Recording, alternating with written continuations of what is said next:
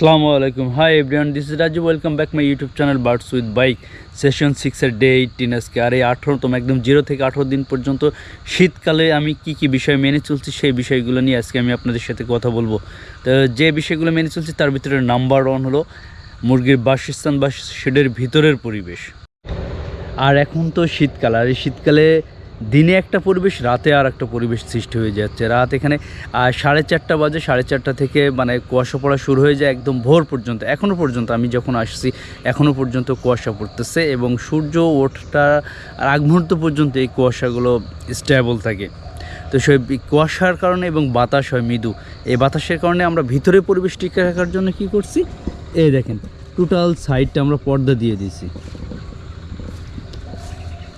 এবং এই পর্দা ব্যবস্থা যখন আমরা করি তখন পর্দা দেওয়ার কারণে কিন্তু ভিতরে এক ধরনের গ্যাস এবং দুর্গন্ধ সৃষ্টি হয়, এবং গ্যাস এবং এই দুর্গন্ধ যাতে সৃষ্টি না হয় তার সেদিকে আপনাকে খেয়াল রাখতে হবে। খুব ইম্পর্ট্যান্ট একটা বিষয়। এবং আমি কি করি, আমি সকালবেলা একেবারে যখন এখন বাজে প্রায় 8টা বেজে গেছে, আমি আসছি এখানে অনেক সকালে, কিন্তু এই 8টা থেকে মানে এখন না, আমি এখন খাবার এবং পানি দিয়ে দেবো, কিন্তু এই পর্দাটা তুলবে প্রায় 10টা সাড়ে 10টার দিকে। এবং ভিতরে আমার 2টা হিটারও জ্বলতেছে, প্রায় 1400 ওয়াটের বাল্ব জ্বলতেছে। এটা আমি ওই বিকাল 5টা থেকে আজ সকাল 10টা পর্যন্ত এটা আমি কন্টিনিউ করি। আর এই পূর্ব সাইডের পর্দাটা সবসময়, এই যে সাইডের পর্দাটা, এই পর্দাটা আমি সারাদিনেই আজ ওপেন করতেছে না। এটা নির্ভর করে আসলে দিনের তাপমাত্রার উপরে। যদি দেখি প্রচুর পরিমাণে তাপমাত্রা রয়েছে, ভিতরে আলো বাতাস প্রবেশ করতেছে, সেক্ষেত্রে আমি এগুলো তুলে রাখি। কিন্তু দেখি যদি আবার বাতাস হলে আমি সাধারণত এই পর্দাটা এভাবেই থাকি, আমি এটা তুলি না। এবং অন্য যে 3 সাইড রয়েছে সেই 3 সাইডের পর্দাটা তুলে ফেলি। পয়েন্ট নাম্বার 2তে রয়েছে লিটার ব্যবস্থাপনা। লিটার ব্যবস্থাপনা বলতে আমরা যখন এই শীতকালে চারিপাশে পর্দা দিয়ে রাখছি, পর্দা দেওয়ার ফলে ভিতরে কিন্তু আলো এবং বাতাস প্রবেশ করতে পারে না, এবং আলো বাতাস প্রবেশ করতে না পারার কারণে লিটার কিন্তু স্যাঁতস্যাঁতে হয়ে যায়।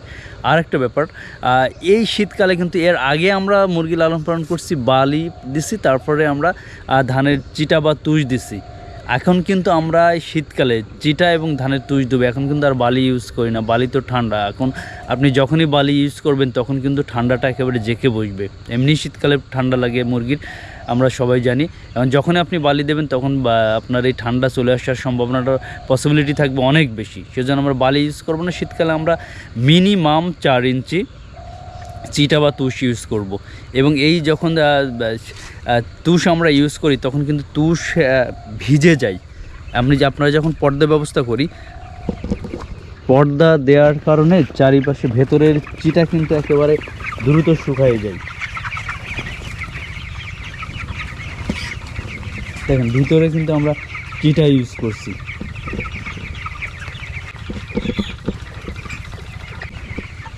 আমরা যখন এই চারিদিকে পর্দা দিয়ে রাখি তখন কিন্তু এই ভিতরের এই যে তুষ রয়েছে, তুষ বা চিটা, এই চিটাটা কিন্তু একেবারে মানে কাদার মতো হয়ে যায়, ভিজে যায়। এদিকে আপনাকে খেয়াল রাখতে হবে, যেহেতু এই চিটা বা তুষ কোনো রকমেই ভেজানো যাবে না। যদি ভিজে যায় তাহলে আপনি এটা কেটে ফেলে দিয়ে আবার নতুন করে এখানে তুষ দিয়ে দেবেন। আর একটা সুবিধা কি জানেন, শীতকালে আপনি যদি শেডের ভিতরে কোনোভাবেই একটু আলো কিংবা বাতাস প্রবেশ করতে পারেন, তাহলে কিন্তু এই লিটারটা খুব দ্রুত শুকিয়ে যায়। কারণ এখন বাতাসের জলীয় বাষ্পের কম থাকার কারণে খুব দ্রুত শুকিয়ে যায়, যেমন আমাদের হাত পা শুকিয়ে যায়। এই লিটারের অবস্থাও সেম, খুব দ্রুত শুকিয়ে যায় এটা। আমি দেখছি আমার মোটামুটি এবার কিন্তু আমি লিটার এখনও চেঞ্জ করিনি। লিটার একবার চেঞ্জ করা হয়েছে, আর এখনও চেঞ্জ করিনি, সেটা চেঞ্জ করব আজকালের ভিতরে। তো আমি আর এই যখন 3 সাইডটা খুলে দিই তখন হালকা যে রোদ এবং বাতাস আসে, বিশেষ করে রোদের কথাই বলবো, রোদেতে দেখবেন যে আপনি যদি এটা উলট পালট নাও করে দেন তাহলেও কিন্তু এটা শুকায় যায় এমনিতে। পয়েন্ট নাম্বার 3 হলো ভেন্টিলেশন। এখানে যেহেতু আমরা চারিপাশে পর্দা দিয়ে রাখি, তো এর ভিতরে গ্যাস এবং দুর্গন্ধ সৃষ্টি, এবং গ্যাস এবং দুর্গন্ধ সৃষ্টি যাতে না হয় এবং এখানে যাতে বাতাস প্রবেশ করতে পারে তার জন্য আপনাকে ভেন্টিলেশনের ব্যবস্থা করতে হবে। এই দেখেন আমার এই সাইডে কিন্তু ওই যে সাইডে পর্দাটা দেখেছেন আমি একটু ফাঁকা রেখে দিচ্ছি, এপাশতে বাতাস প্রবেশ করবে এবং অন্য যে কোনো সাইডতে বের হয়ে যাবে। এপাশেও কিন্তু ওই যে দেখছেন আমি এখানে ফাঁকা রাখছি। আবার এই সাইডে দেখেন এইখানে কিন্তু আমার একটু ফাঁকা রাখার ব্যবস্থা আছে, এটার ওপরে ফাঁকা রয়েছে, নিচেই আমি এখনও ফাঁকা রাখিনি। আর এই সাইডটাতে আমি এখনও মুরগি মানে বাড়িয়ে দিইনি, আজকে পুরো ঘরটাই মুরগি বাড়িয়ে দেবো। যদি বাড়িয়ে দিই দেখেন ওই দেখেন আমার কিন্তু এই দুই পাশের কর্নার যেটা, এই দুইটা কর্নারও কিন্তু আমার ফাঁকা রয়েছে, যাতে এর ভেতরে বাতাস প্রবেশ করে বের হয়ে যেতে পারে। ভিতরের যে দুর্গন্ধ, এই দুর্গন্ধটার যাতে কোনো রকমের সৃষ্টি না হয়, এজন্য আপনাকে ভেন্টিলেশনের ব্যবস্থা রাখতে হবে। আর শীতে আমরা ম্যাক্সিমাম কী করি, সবাই একেবারে মুরগি শীত লাগবে বলে একদম আঁটো সাঁটো করে কোনো রকমের যাতে বাতাস প্রবেশ করতে না পারে সেই ব্যবস্থা করি, কিন্তু এটা করা যাবে না কোনোভাবেই। আপনাকে অবশ্যই ভেন্টিলেশনের ব্যবস্থা করতে হবে। আবার ফোর হলো আপনার ভ্যাকসিনেশন।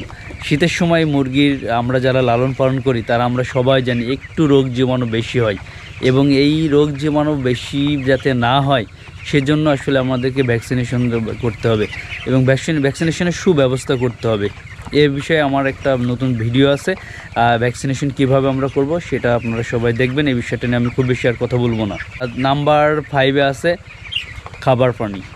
খাবার পানি দিনের বেলা আমরা যখন দিই, দিনের বেলায় কিন্তু পানি খুব কম পাই। এটা আমার একদম এই এক্সপিরিয়েন্স নিয়ে 0 থেকে 18 দিন পর্যন্ত এটা আমি খেয়াল করছি। এই দিনের বেলার পানি খুব কম খাই, আর রাতের বেলা পানি প্রচুর বেশি খাই। সেজন্য রাতের বেলা আপনার বাড়িয়ে দিতে হবে।